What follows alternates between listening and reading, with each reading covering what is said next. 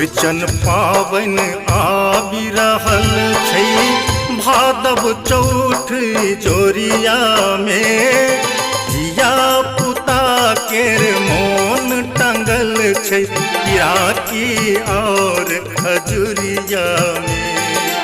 चौरचन पावन आबि रहल छै, भादव चौठ जोरिया में धिया पुता के मोन टंगल छै, पिराकी और खजुरिया में।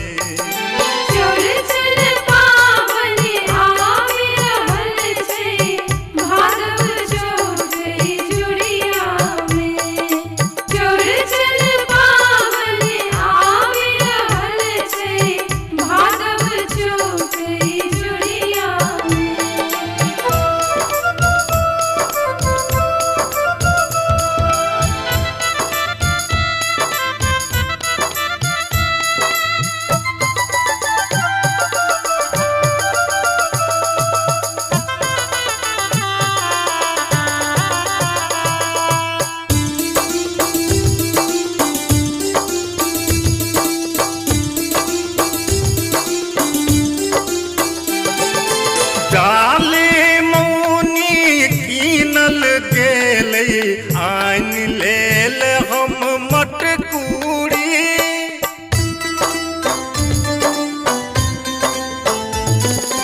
डाले मौनी कीनल गेलै, आन लेल हम मटकूरी।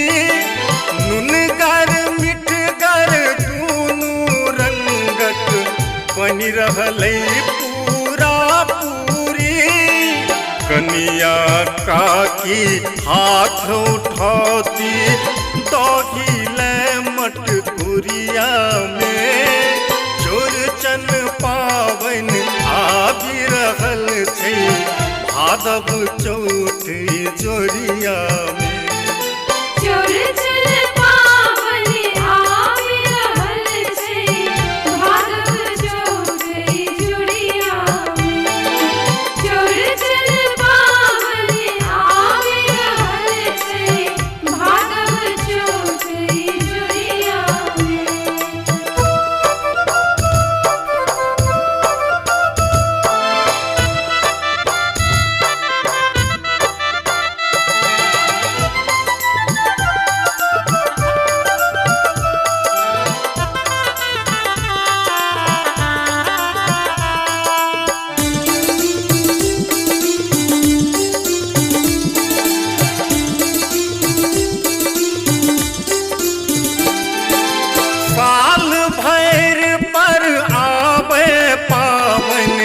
पकवानक लेने खूब सचार,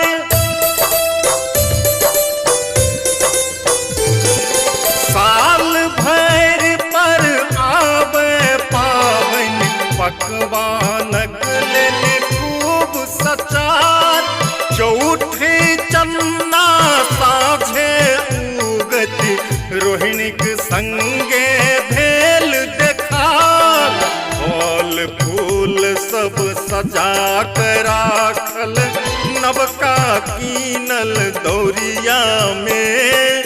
चौरचन पावन आबि रहल छै, भादव चौठ जोरिया में।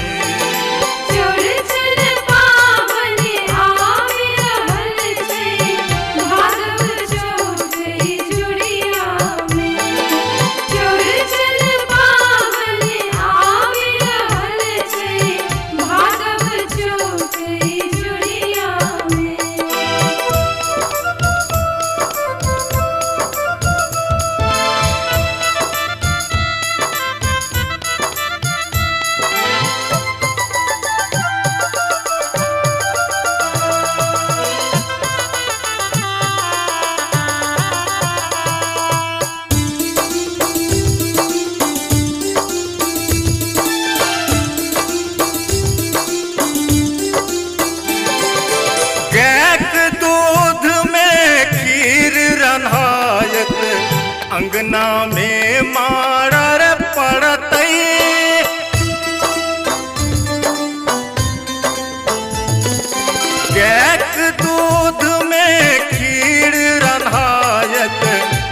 अंगना में मारर पड़तै, आनल जायत विधि विधान सो, फल हाथ सब क्यों धरतै।